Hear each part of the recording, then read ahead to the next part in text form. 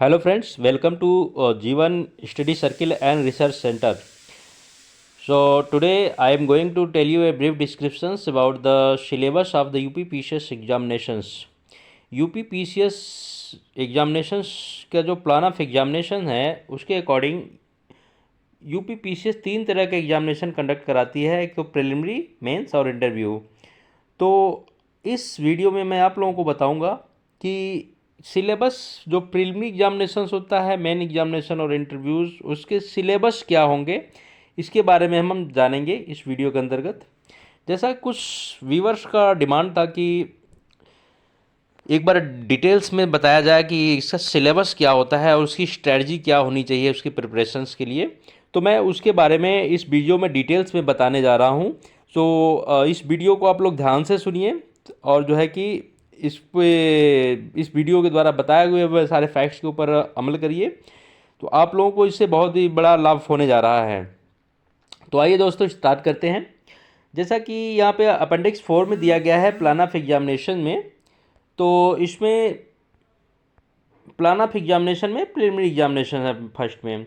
तो preliminary examination में दो तरह के पेपर होते हैं और ये होता है दो, इसमें जो पेपर 1 होगा उसे GS1 बोलते हैं और पेपर 2 GS2। तो GS1 जो होता है उसी के बेस पे आपका मेरिट बनता है प्रिलिमिनरी एग्जामिनेशंस का, और GS2 जो होगा GS2 क्वालिफाइंग नेचर का होता है।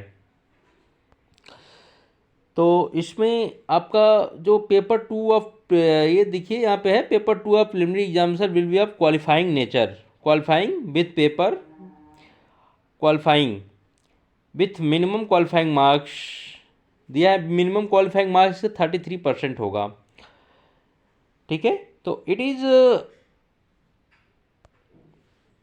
is mandatory for candidate to appear in both the papers of preliminary examinations for the purpose of evaluations। तो प्रिलिमिनरी एग्जामिनेशंस के दोनों पेपर में आपको बैठना पड़ेगा, अदरवाइज एक पेपर में बैठते हैं तो दूसरा पेपर नहीं बैठते तो आप जो है कि उसको क्वालिफाई नहीं कर पाएंगे।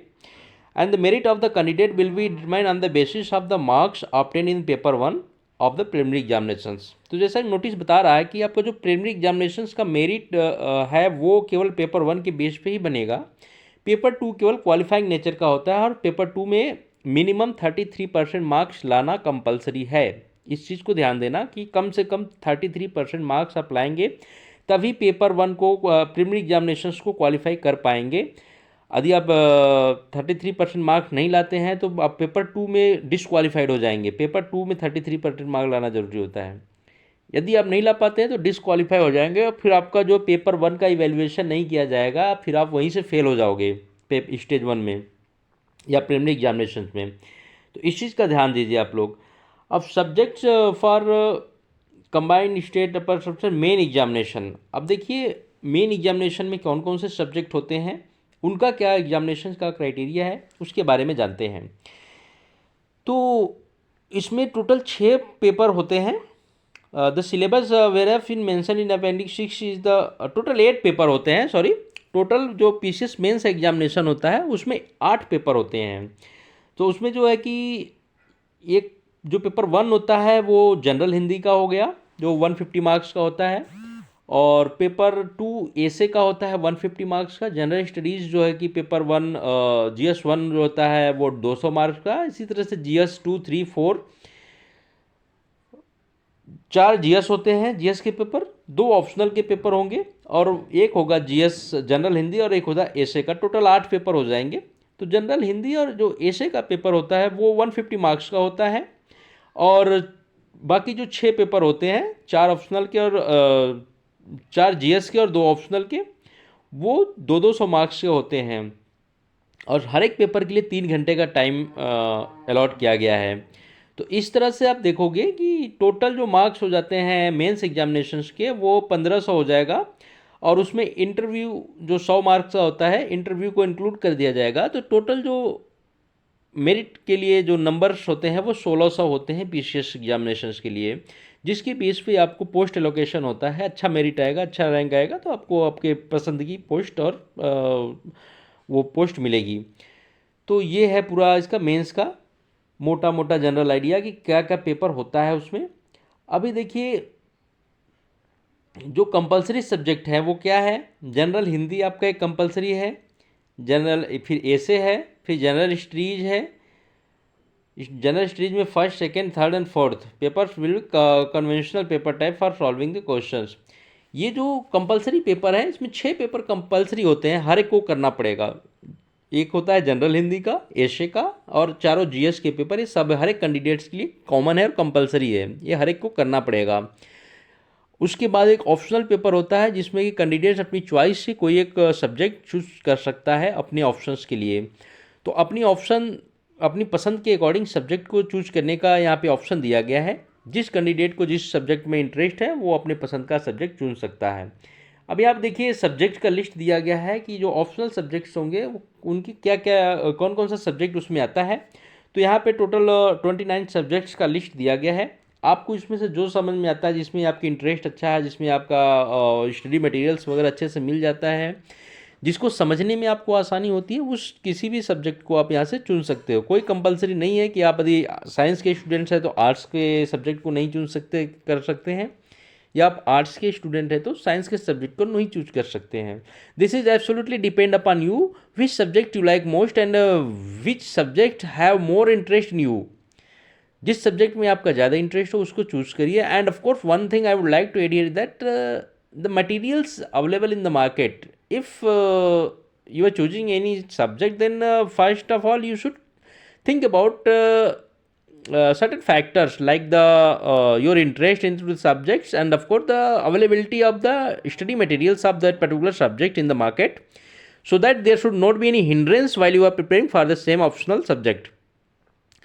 तो इन सब चीज़ों का ध्यान में रखिए कि उसका स्टडी मटेरियल भी मिल जाए और आपका उसमें इंटरेस्ट हो। तो ये सारे सब्जेक्ट है, इसमें से आप कोई भी चूज़ कर सकते हैं।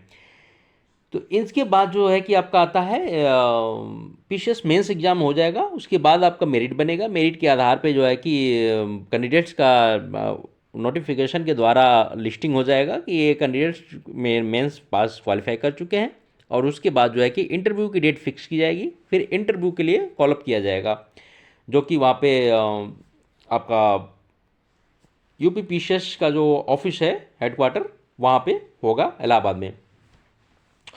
फिर उसके बाद जो है कि आपका इंटरव्यू होगा। इंटरव्यू 100 मार्क्स का होता है। उसमें देखिए इंटरव्यू में क्या होता है, the test will relate to the matters of general interest keeping the matters of academic interest in view and for general awareness, intelligence, character expressions, power public personality and general suitability for the service. तो इसमें जो आपका personality test होगा, personality test में क्या क्या चीज़ें पूछी जाएंगी उसके बारे में बताया गया है यहाँ पे। तो will relate to the matter of general interest keeping the matter of academic interest, आपका जो एकेडमिक इंटरेस्ट रहा है उससे रिलेटेड क्वेश्चन पूछा जाएगा इन view and for general awareness. और जनरल अवेयरनेस मतलब करंट में क्या चल रहा है उसके बारे में क्वेश्चन पूछा जाएगा। साथ ही साथ जो है आपका इसमें पूछा जाएगा आपसे कैरेक्टर से रिलेटेड क्वेश्चंस पूछे जाएंगे। एक्सप्रेशन पावर, आपकी जो पावर ऑफ एक्सप्रेशन है, कैसे आप किसी मैटर्स को एक्सप्रेस करते हैं। When any question will be asked from you, then how you are giving the answer of that questions on the basis of your knowledge, and how confidently you are giving the answers to the interviewing officers in front of interview board. तो ये सब चीज़ें जो है कि आपके power of expression को show करता है। And the personality, how your personality looking, how your body language, eye contact, facial expressions and of course body movements etc are showing when you are facing to the board members. So all these things will be checked while you are going for the interview. तो इसमें यही सब चीज़ें हैं यहाँ पे personality test में होएगी। अब देखिए इसमें जो है कि डिटेल्स में हम जानते हैं कि जो प्रीलिमिनरी एग्जामिनेशन होगा उसका सिलेबस क्या होगा। तो जो प्रीलिमिनरी एग्जामिनेशन है, प्रीलिमिनरी एग्जामिनेशन का सिलेबस यहाँ पे बिल्कुल क्लियर दिया हुआ है। देखिए इसमें 2 घंटे का समय होगा और 150 क्वेश्चन होंगे प्रीलिमिनरी एग्जामिनेशन में, जो GS1 का पेपर होगा। तो GS1 में टोटल 150 क्वेश्चन, 2 घंटे का समय होगा। उसमें सिलेबस कवर क्या क्या करता है उसमें देख लीजिए। Current events of national and international importance, इसके लिए प्रॉपर न्यूज़ पढ़ते रहिए। History of India and Indian national movements होगा। India and world geography, physical social economic geography of physical social economic geography of India and the world, ठीक है। Indian polity and governance, उसके अंतर्गत आएगा आपका constitution, political system, Panchayati Raj, public policy, rights, issues etcetera. Economic and social development, इसमें होगा sustainable development, poverty inclusion, demographics, social sector initiative etc. And general issues on environmental ecology, biodiversity and climate change that do not require subject specializations and general science. तो ये चीज़ें ये हैं आपके जो 6-7 topic, इन्हीं टॉपिक्स के ऊपर आपके GS1 में क्वेश्चन पूछे जाएंगे प्री एग्जामिनेशंस में। अब देखिए बता रहा है कि करंट इवेंट्स ऑफ नेशनल और इंटरनेशनल इंपॉर्टेंस जो होगा वो उसमें क्या क्या है, उसमें उसके दायरे में क्या क्या आता है। So on current events of national and international importance candidate will be expected to have knowledge about them. तो आपका कोई अच्छा न्यूज़पेपर पढ़िए जो लेटेस्ट में चल रहा है, नेशनल इंटरनेशनल लेवल पे जो सिनेरियो क्रिएट हो रही हैं पिछले साल 1.5 साल से लेके, उसके बारे में आपके पास एक नॉलेज होना चाहिए, उसके ऊपर आपके एक बिल्डअप होना चाहिए, एक आपका जो है कि ग्रिप्स होना चाहिए, ताकि जो है कि आप उसके अकॉर्डिंग क्वेश्चन आए तो वहाँ पे दे सको। फिर history of India and international movements, इसमें क्या क्वेश्चन पूछा जाएगा, तो should be not broad understanding social history emphasis should be on broad understanding. अब इसमें देखिए जो हिस्ट्री के पोर्शंस हैं उसमें ब्रॉड अंडरस्टैंडिंग, जो सोशल समाज से रिलेटेड सोशल हिस्ट्री होगी, इकोनॉमिक हिस्ट्री होगी और political aspects of Indian history होगी, उसके ऊपर ज़्यादा क्वेश्चन पूछे जाएंगे। In the Indian national movement the candidates are expected to have synoptic view of nature and character of the freedom movements. जो फ्रीडम मूवमेंट्स हुआ था इंडिया में, फ्रीडम स्ट्रगल्स हुआ है इंडिया में, उसके ऊपर जो है कि संक्षिप्त डिस्क्रिप्शन, संक्षिप्त नोट, संक्षिप्त नॉलेज आपके पास होना चाहिए। और नेशनलिज्म, और जो है कि जो नेशनलिज्म का ग्रोथ हुआ था अंग्रेज़ों के आने से, जो हमारे देश में नेशनलिज्म का ग्रोथ हुआ और जो हमने इंडिपेंडेंस हासिल की फिर अंग्रेज़ों से, उस नेशनलिज्म के ग्रोथ के बेस पे हमने जो स्वतंत्रता हासिल की, हमने अंग्रेज़ों को भगाया। तो इन सब चीज़ों के बारे में आपको पता होना चाहिए, कैसे अंग्रेज़ों के आने के बाद हमारे अंदर, इंडियंस के अंदर नेशनलिज्म क्रिएट हुआ, क्या वो फैक्टर्स थे, फिर उसका सोशल इम्पैक्ट क्या था। All these things you should know about. There should be analytical views over all these factors, all these topics, so that आपके जब भी क्वेश्चन पूछा जाए तो आप उसको एनालिटिकल बेस पे भी वहाँ पे रिजॉल्व करने की कोशिश कर सकें। तो इसके बारे में पूछा जाएगा आपका इस पर्टिकुलर हेडिंग के अंदर। फिर India and the world geography के अंदर क्या पूछा जाएगा, physical geography, social economic geography of India and the world, ठीक है। तो इंडिया और वर्ल्ड की जो फिजिकल ज्योग्राफिक है, सोशल ज्योग्राफिक है और जो इकोनॉमिक ज्योग्राफी है इंडिया और वर्ल्ड की, उसके बारे में क्वेश्चन पूछा जाएगा। इसमें क्या होगा, ज्योग्राफी ओनली जनरल अंडरस्टैंडिंग की ज्योग्राफी पूछी जाएगी। आपको बहुत डीप में जाकर रिसर्च करने की ज़रूरत नहीं है। यहाँ पे मोटा मोटा आपको सब कुछ पता होना चाहिए। इंडिया का जो स्ट्रक्चर्स है, लोकेशंस है, जो क्लाइमेट्स हैं, जो etcetera etcetera, what ever you can से, the topography, the mountains, hills, reverse, whatever you looks around you, all comes under the geography. So you should know, you should go through the maps of India and of course the maps of the world to know better about all the things here. And of course you should locate the very current issues, current locations which were in very news to कुछ समय से।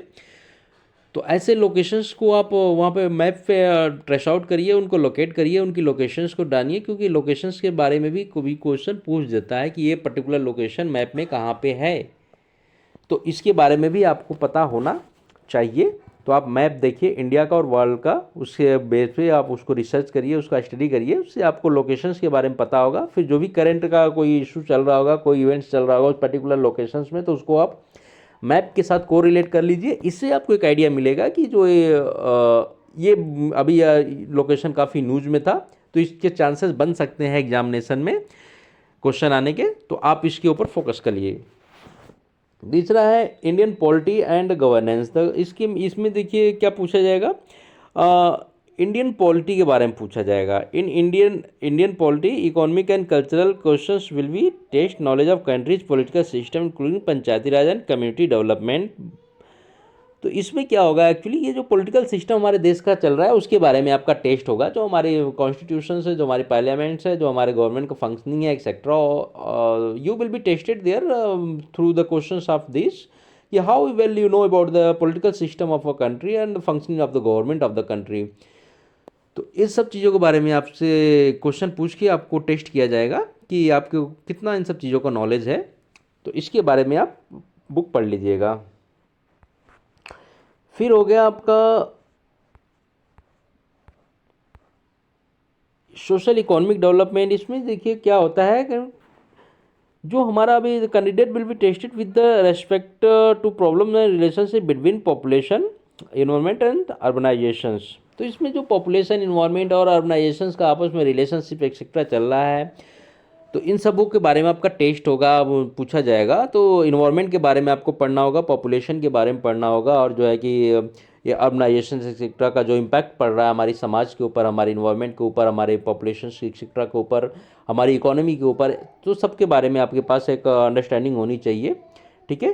तो इसमें जो biodiversity है, climate change है, special economic zone etcetera, या फिर जो कि you can say that coastal regulations zones, बहुत कुछ है, इन सब के बारे में आपको पता होना चाहिए।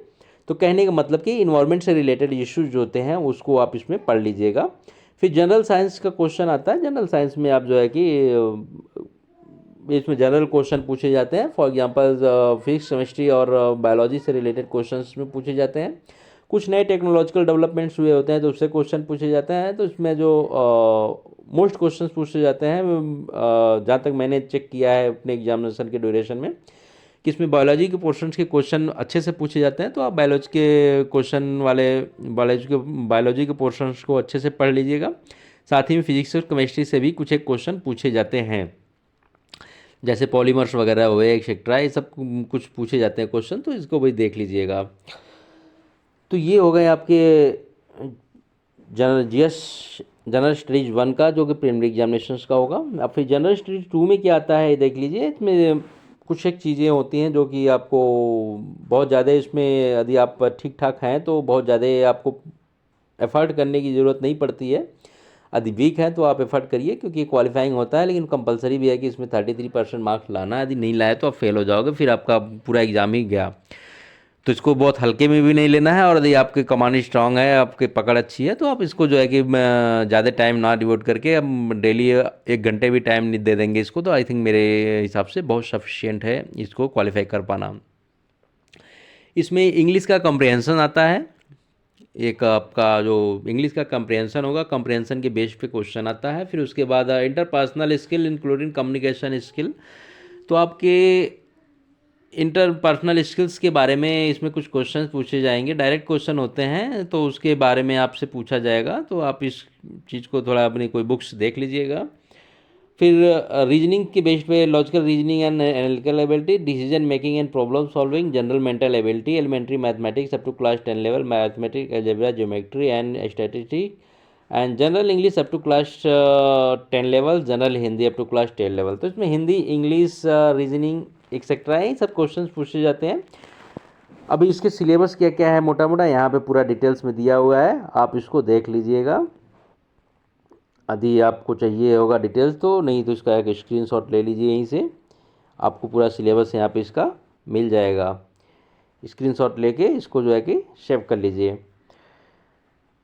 अभी ये है सारे आपके, ये आपके जो है यहाँ तक ये पूरा सिलेबस है आपके GS2 का। अभी यहाँ पे देखिए आएगा आपका rules and syllabus for the combined state upper subordinate services main written examination. सब इसमें क्या है, a candidate are warn that they should not write their roll number anywhere except in the space. अभी कुछ रूल्स दिए हुए हैं, इसके बारे में जो है कि वहाँ बताया गया कि क्या क्या डूज एंड डोंट्स है जो आप मेंस एग्जामिनेशन में जाएंगे, तो उसके बारे में बताया गया है। अब देखिए यहाँ पे ये आपका मेंस का सिलेबस आ गया। मेंस का सिलेबस है आपका जनरल हिंदी का ऊपर दिया हुआ है, जनरल हिंदी है, फिर नीचे ऐसे है, फिर GS1 का है. So better will be that you should take a screenshot of this and go through the syllabus, and of course this is the fixed one. Question इसी के अकॉर्डिंग पूछा जाएगा. फिर ये देखिए आपका सिस्टमेटिकली सब दिया हुआ है.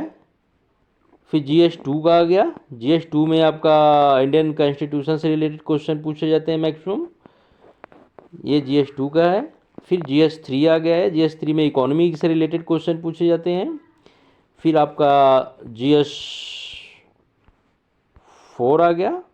GS4 में आपका एथिक्स, इंटीग्रिटी एंड एप्टीट्यूड्स का क्वेश्चन पूछा जाता है. इसमें एथिक्स से रिलेटेड क्वेश्चन पूछे जाते हैं. ये हो गया. फिर उसके बाद आपके सारे जो है कि ये आ गया, अभी ऑप्शनल सब्जेक्ट सारे आ जाएंगे. ये सारे ऑप्शनल सब्जेक्ट है. इसमें जिस सब्जेक्ट को भी चूज़ करना है आप इसको अपना उसके अकॉर्डिंग कर लीजिए. तो ये था मोटा मोटा सिलेबस आपका जो है UPPCS प्रीलिमिनरी और मेंस एग्जामिनेशंस का, और साथ ही साथ इंटरव्यू में कैसे क्वेश्चन पूछेंगे उससे रिलेटेड. सो आई होप कि आपको ये थोड़ा सा इसके बारे में डिटेल्स जान के पता लग चुका होगा कि एक्चुअल में PCS में कैसे क्वेश्चन किस सेक्टर से क्वेश्चन पूछे जाते हैं, और उसका जो है लेवल क्या होता है, और साथ ही साथ जो है कि उसके लिए अभी हमें किस स्ट्रैटेजी की ज़रूरत पड़ती है वो अपनी स्वाट एनालिसिस से पता कर सकते हैं. अगर स्ट्रेंथ वीकनेसेस क्या है उसके बेस पे आप अपने आप को चेक कर सकते हैं कि आपका स्ट्रेंथ कहाँ, वीकनेसेस कहाँ है, और क्या आपकी गैपिंग है, उस गैपिंग को कैसे फील किया जाए, ऑल दिस थिंग्स. और मैं इसके लिए अभी एक बुक्स रिकमेंड करूंगा जो कि बहुत इंपॉर्टेंट है. आई थिंक वीडियो लंबा हो रहा है. बुक्स के लिए मैं नेक्स्ट वीडियो बना दूंगा. उस वीडियो में मैं आपको पूरा डिटेल्स में बताऊंगा कि इस एग्जामिनेशंस को क्रैक करने के लिए कौन कौन से बुक्स की रिक्वायरमेंट होती है. आप उसको अच्छे से पढ़ लीजिएगा. आई होप कि आपको उससे बाहर जाने की ज़रूरत नहीं पड़ेगी, और अच्छे से पढ़ लेंगे तो आप एग्ज़ाम को आसानी से क्लियर कर पाएंगे. So thank you. If you want more anything more or any more information regarding these particular examinations, so please write down in my comment box, and of course I will provide you all the information regarding these things. Okay. So thank you for watching this video, and of course for being the valued members of my channel, and please like, subscribe and share this channel for maximum number of people, so that the spreading of this channel should take place at a very optimum level, so that the more and more people get advantage and informations from my side. Okay, thank you very much.